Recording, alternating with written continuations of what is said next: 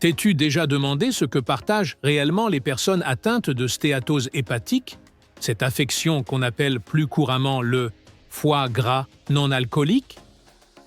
Qu'y a-t-il véritablement derrière cette condition qui semble si fréquente, presque répétitive, chez tant de gens? Il y a quelque temps, j'ai discuté avec une personne travaillant dans une compagnie d'assurance. Elle m'a dit quelque chose qui m'a profondément marqué. Les gens ne meurent pas à cause du foie gras, ils meurent pendant qu'ils en ont un. Sur le moment, cette phrase m'a semblé étrange, un peu paradoxale. Mais en y réfléchissant, tout devient clair. Et je vais t'expliquer pourquoi. Si, après avoir mangé, tu ressens une sensation de lourdeur, si ton ventre semble difficile à réduire malgré tes efforts, ou si tes analyses médicales paraissent normales, mais que ton médecin mentionne des triglycérides un peu trop élevés, en te disant que ce n'est rien de grave, il est temps d'être attentif. Car sans t'en rendre compte, tu pourrais être en train de développer une stéatose hépatique. Ce qu'il faut savoir, c'est que de nombreuses personnes présentant cette condition partagent certains traits communs sans en avoir conscience. Dans la majorité des cas, on retrouve un même schéma métabolique, une résistance à l'insuline, une inflammation silencieuse et des taux élevés de triglycérides, entre autres déséquilibres liés au mode de vie et à l'alimentation. Pourquoi est-ce si important? Parce que ces déséquilibres, s'ils ne sont pas corrigés à temps, peuvent ouvrir la porte à d'autres troubles de santé plus complexes. C'est un peu comme une petite étincelle métabolique qui, si on l'ignore, peut enflammer tout un système. Je t'invite donc à rester avec moi, car un peu plus tard, je te partagerai quels examens demander à ton médecin et quelles habitudes simples tu peux adopter dès aujourd'hui, depuis chez toi, pour protéger ton foie et améliorer ton bien-être général. Souviens-toi d'une chose essentielle. La stéatose hépatique ne naît jamais par hasard. Elle prend racine dans nos habitudes quotidiennes, dans notre manière de manger, de dormir, de gérer le stress. Et c'est justement là, dans la vie de tous les jours, que peut aussi commencer la guérison. Bien sûr, il existe des cas plus rares, d'origine génétique, où le corps produit de façon excessive des triglycérides. Dans ces situations particulières, la maladie suit un autre chemin. Mais cela ne concerne qu'une petite minorité de personnes. Et voici un détail souvent négligé, presque dérangeant. Le foie gras ne fait pas mal. Il ne provoque ni brûlure, ni picotement, ni signe visible dans le miroir. C'est justement ce silence qui le rend insidieux. Beaucoup de gens vivent pendant des années avec un foie en souffrance sans le savoir, car leurs analyses semblent tout à fait normales. Parfois, une enzyme appelée transaminase peut légèrement s'élever, mais cela n'arrive pas toujours. Et c'est précisément ce qui rend cette condition si discrète, presque invisible, jusqu'au jour où les symptômes se manifestent plus sérieusement. Pendant ce temps, le corps cache le problème, un peu comme quelqu'un qui balaie la poussière sous le tapis. Sous une apparente normalité, il se forme pourtant un schéma très clair. Un taux d'insuline trop élevé, même lorsque la glycémie semble normale, une inflammation chronique, discrète mais constante, et une accumulation progressive de graisse viscérale qui s'étend lentement au fil du temps. Et c'est justement là que beaucoup de gens se trompent. Certains disent « Mais moi, je suis mince, je n'ai pas de bourrelet ni de joues rondes ». Pourtant, il existe des personnes qui, malgré une apparence mince ou même athlétique, présentent une importante accumulation de graisse autour des organes internes, en particulier autour du foie et des intestins. On appelle cela le syndrome du maigre métaboliquement obèse, une situation où le corps semble en bonne santé de l'extérieur, mais où, à l'intérieur, il développe les mêmes déséquilibres métaboliques qu'une personne en surpoids visible. Peut-être t'est-il déjà arrivé, après un repas, de ressentir une fatigue soudaine, une sorte de brouillard mental, comme si ta concentration devenait plus difficile? Ou peut-être as-tu remarqué que ta taille s'élargit doucement, sans que tu comprennes vraiment pourquoi?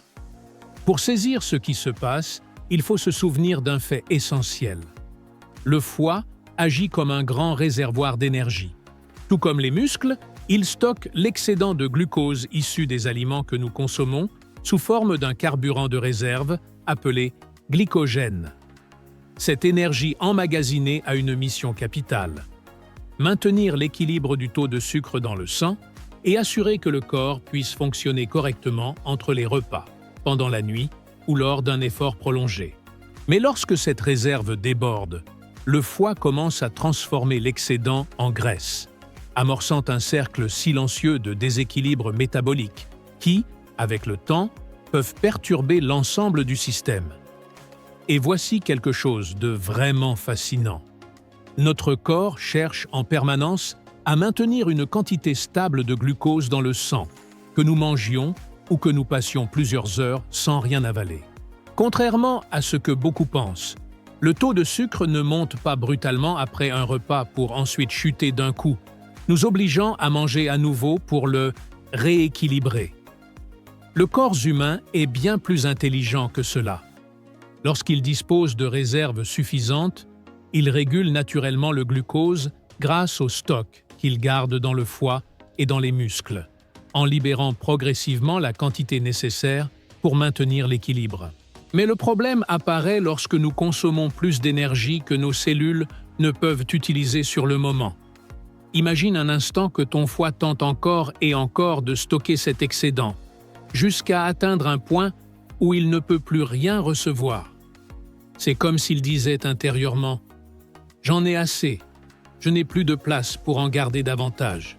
Pourtant, nous n'écoutons pas toujours ce signal subtil et nous continuons à manger, à apporter toujours plus de carburant à un système déjà saturé.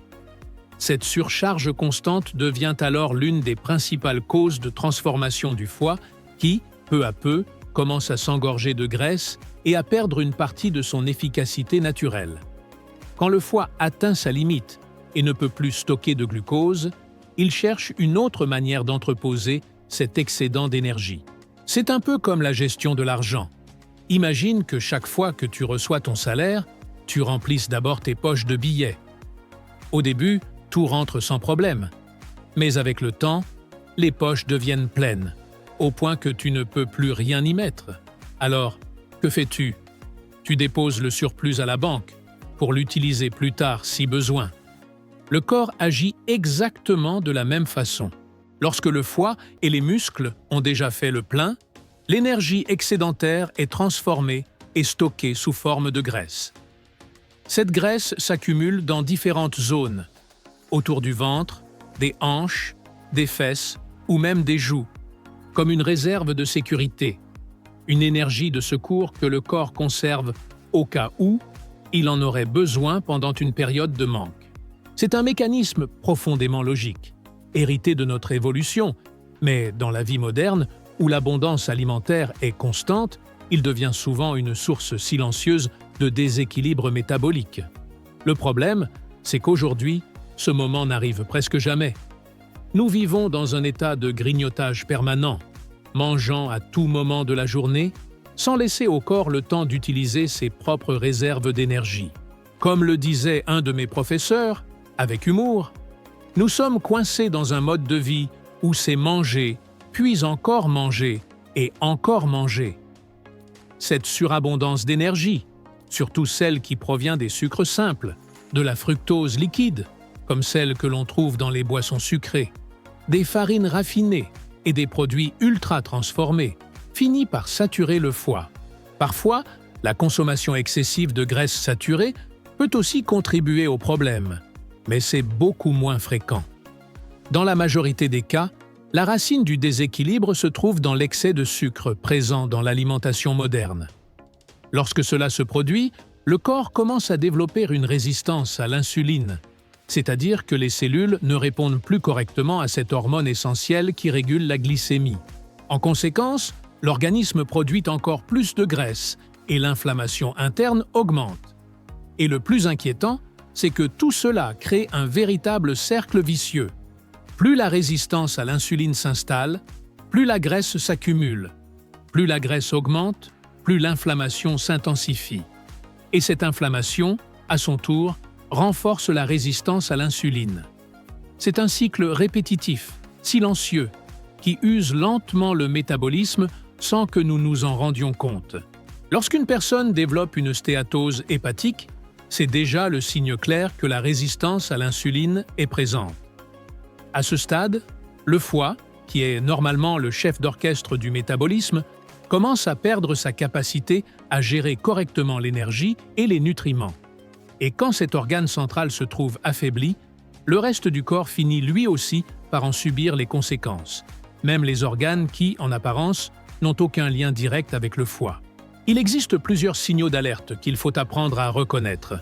Par exemple, si une analyse montre un taux d'insuline à jeun trop élevé, ou si, après les repas, cette hormone s'élève de manière exagérée sans raison apparente, il est temps de prêter attention.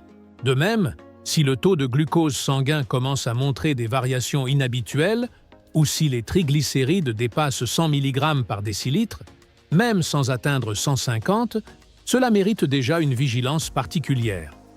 Un autre indicateur essentiel est le cholestérol HDL, qu'on appelle souvent le bon cholestérol. Lorsqu'il est trop bas, la relation entre les valeurs de graisse dans le sang devient défavorable, augmentant le risque de déséquilibre métabolique. En somme, ces petites anomalies, souvent minimisées ou ignorées, sont des messages silencieux que le corps envoie pour prévenir qu'il est temps d'agir avant que le désordre ne s'installe durablement. De plus, il est important de mesurer votre tour de taille. Si le contour abdominal dépasse 90 cm, même si votre indice de masse corporelle est considéré comme normal, cela constitue un signal d'alerte indiquant qu'un déséquilibre métabolique est en train de s'installer. Le corps envoie également d'autres signaux subtils que nous avons tendance à ignorer. Des inflammations cutanées, des taches sombres sur le cou ou sous les aisselles, des douleurs articulaires inexpliquées, des changements dans le niveau d'énergie ou des difficultés à dormir. Tous ces petits symptômes sont en réalité des indicateurs que le métabolisme ne fonctionne pas correctement et que le foie demande silencieusement de l'aide. Le véritable danger ne réside pas seulement dans le fait d'avoir un foie gras. Comme je l'ai mentionné précédemment, les gens ne meurent pas à cause du foie gras, mais bien en souffrant. Pourquoi cela se produit-il? Parce que, derrière la majorité des problèmes cardiovasculaires, comme les infarctus, l'hypertension artérielle, la prédiabète ou le syndrome métabolique, se cache souvent une même origine: un métabolisme perturbé et un foie surchargé de graisse. La plupart des personnes qui subissent un infarctus ou une maladie cardiaque présentent, souvent sans le savoir, un foie gras. Pratiquement toutes les personnes qui développent ces conditions partagent des facteurs communs: sédentarité, perte de masse musculaire, inflammation chronique et déséquilibre métabolique. Tous ces éléments agissent de concert, créant un terrain propice à l'apparition de complications graves. Si l'on prenait au hasard des individus partout dans le monde ayant succombé à des causes cardiovasculaires ou cérébrovasculaires et que l'on réalisait une échographie ou une autopsie, on constaterait que, dans la grande majorité des cas, la graisse est accumulée dans le foie.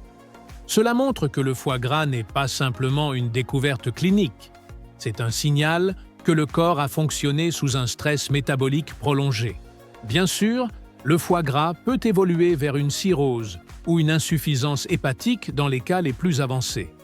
Cependant, la plupart des personnes ne meurent pas directement de cette condition, mais plutôt des conséquences qu'elle engendre sur l'ensemble de l'organisme, affectant notamment le cœur, les vaisseaux sanguins et d'autres systèmes vitaux. Alors, comment savoir si vous pourriez être à risque? Il existe plusieurs signaux d'alerte auxquels il faut prêter attention. Si vous ressentez de la somnolence ou une chute d'énergie après les repas, si vous avez des envies alimentaires constantes, ou si votre tour de taille dépasse 90 cm pour les femmes et 100 cm pour les hommes, il est prudent de surveiller la situation. Cependant, ces chiffres ne doivent pas être considérés comme des limites strictes. Une personne de petite constitution peut être à risque avec un tour de taille inférieur à 90 cm, tandis qu'une personne de morphologie plus large pourrait avoir des marges différentes. Un autre indicateur important est celui des triglycérides. Même si de nombreux examens considèrent normal d'avoir un taux inférieur à 150 mg par décilitre, en réalité, des valeurs supérieures à 100 peuvent déjà constituer un signal d'alerte.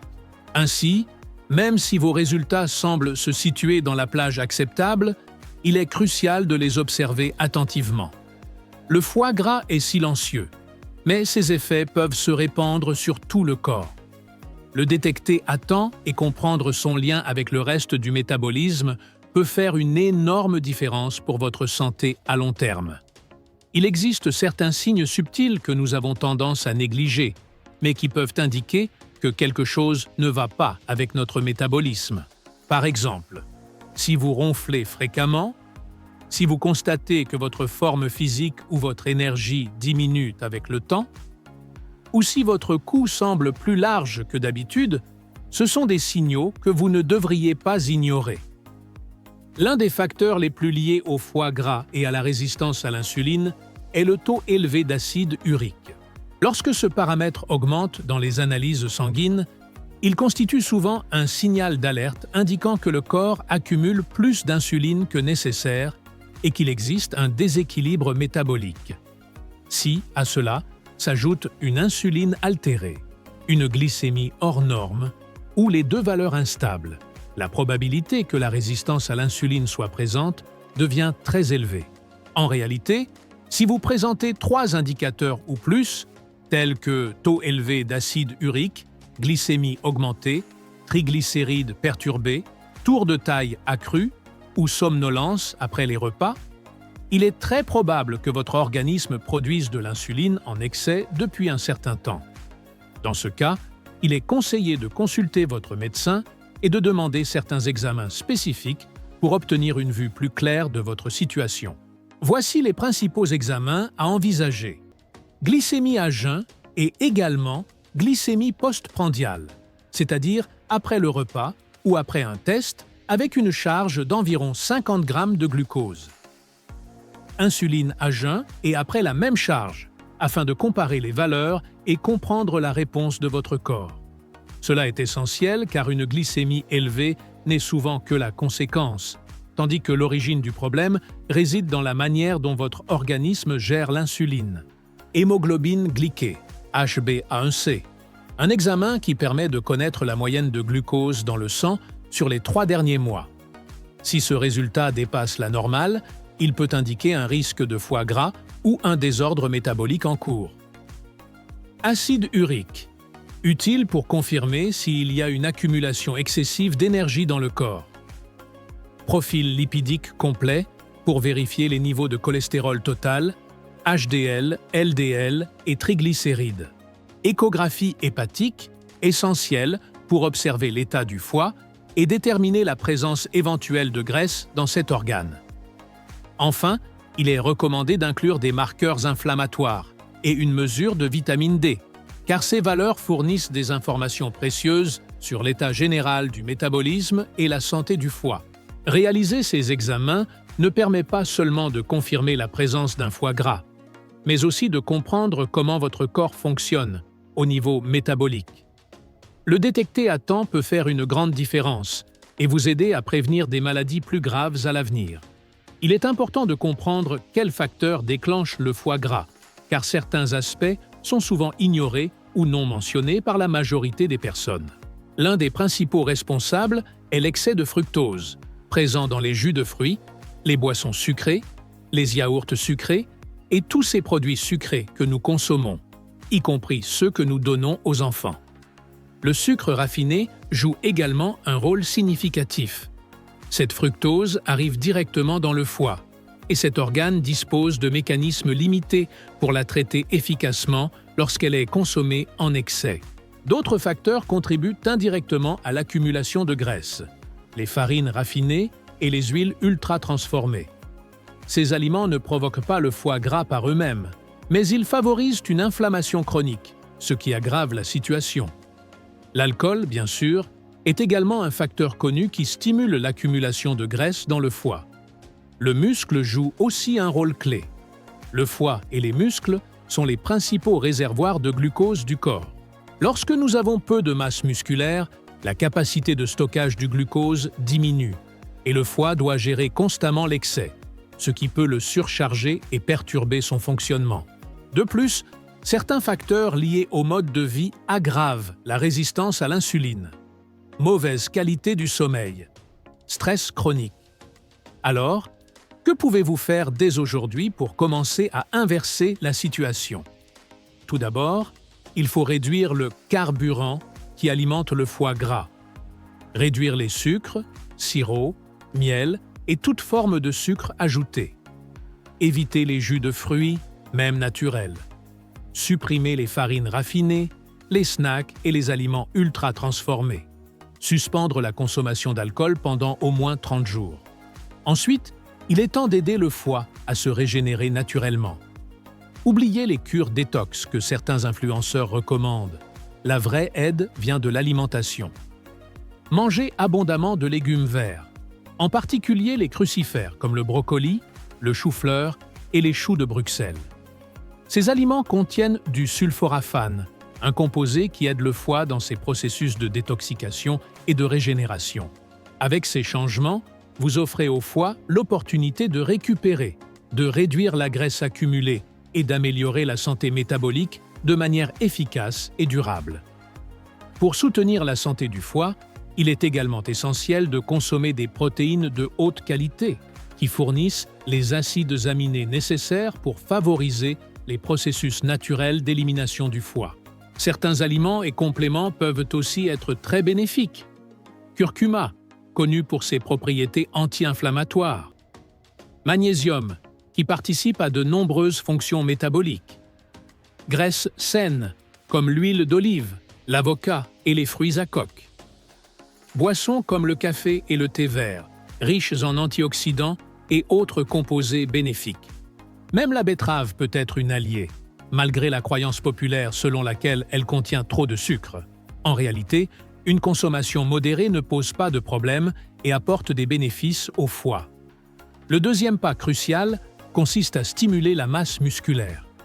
Pour cela, il est recommandé marcher ou pratiquer une activité aérobique légère, soulever des poids ou effectuer d'autres types d'exercices de renforcement musculaire.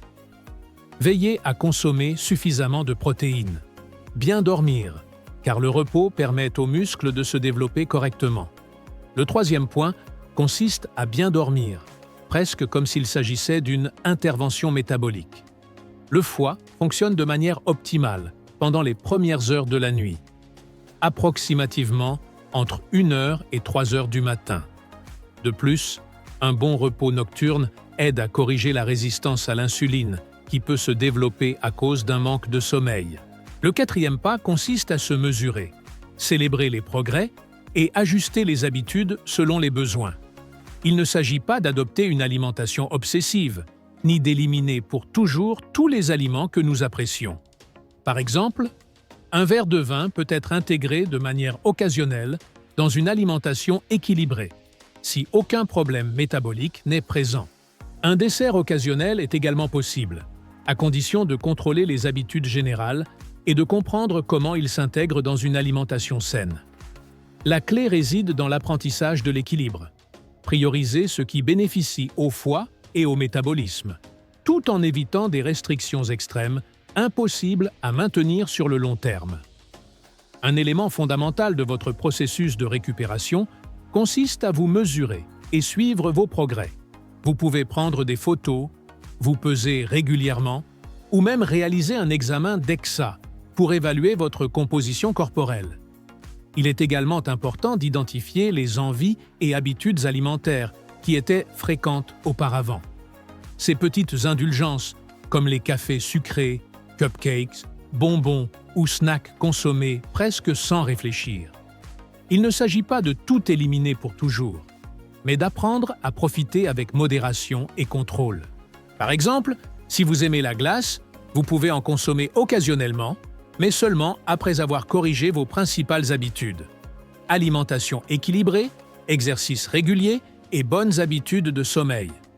Ainsi, une glace le dimanche peut faire partie d'une stratégie saine et ne représente pas un recul dans vos progrès.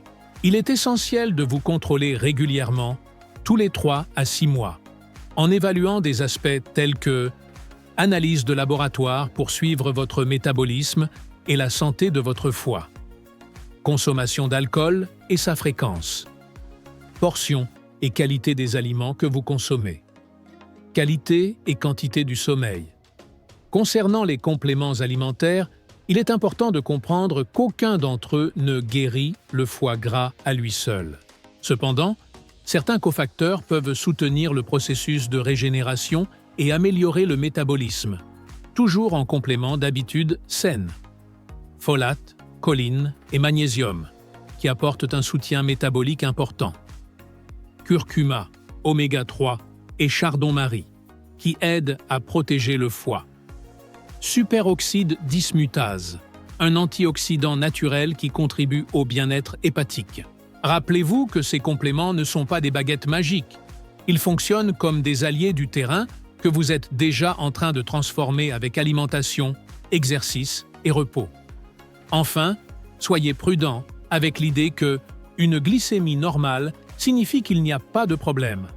L'insuline peut rester élevée pendant des années avant que des altérations du glucose ou des symptômes visibles ne se manifestent. C'est pourquoi, même si vous ne constatez que des changements au niveau du foie et qu'aucun syndrome métabolique complet n'est présent, c'est un indice que votre métabolisme nécessite de l'attention. Pour prendre soin de votre foie et améliorer votre métabolisme, il est également important de prêter attention à la lumière et aux habitudes avant le coucher. Évitez la lumière blanche intense provenant des lampes de plafond dans votre maison. Essayez de ne pas utiliser votre téléphone portable pendant au moins la dernière heure avant de dormir. Ces petits changements aident votre corps à réguler plus efficacement ses fonctions métaboliques et hormonales pendant la nuit, favorisant ainsi la récupération et la santé du foie. Maintenant, si vous découvrez que vous avez un foie gras et que vous ne le saviez pas, ce n'est pas de votre faute. Je prends la responsabilité de vous avoir fourni l'information correcte. Pendant des années, beaucoup d'entre nous avons reçu des messages erronés sur l'alimentation, avec des produits qui ne nourrissent pas, qui nous éloignent du plaisir de manger sainement et qui impactent le sommeil et la masse musculaire de manière négative. Mais il y a une excellente nouvelle. Le foie gras peut être inversé. Avec des habitudes adaptées, une alimentation consciente, un exercice régulier, un repos de qualité et une exposition correcte à la lumière, il est possible de récupérer la santé métabolique et de réparer les dommages progressifs. Ce processus améliore non seulement votre foie, mais aussi votre énergie, votre bien-être général et votre relation avec l'alimentation comme un acte plaisant et sain. Alors, mes amis, j'aimerais que vous partagiez vos expériences. Dites-moi quelles idées fausses on vous a données sur le foie gras. Quelles actions avez-vous entreprises à ce sujet? Ou si, dans une vidéo précédente, vous avez réussi à renverser la situation.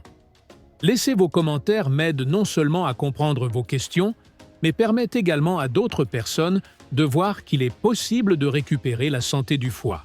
Rappelez-vous que cette chaîne est pensée pour vous, pour fournir des informations basées sur la science et vous apprendre à prendre le contrôle de votre propre santé.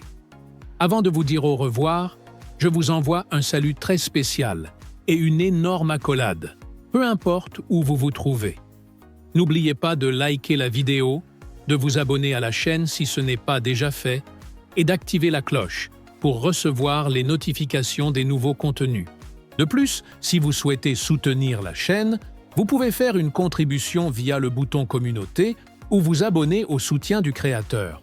Cet apport n'est pas pour moi personnellement, mais pour que toute l'équipe, recherche, montage, son et production, puisse continuer à offrir du contenu gratuit et de qualité pour vous tous. Si vous décidez de le faire, merci pour votre générosité. Et si ce n'est pas le cas, ce n'est pas grave non plus. Votre soutien en regardant et partageant le contenu est déjà largement suffisant. Je vous envoie une énorme accolade encore une fois. À la prochaine et prenez bien soin de vous.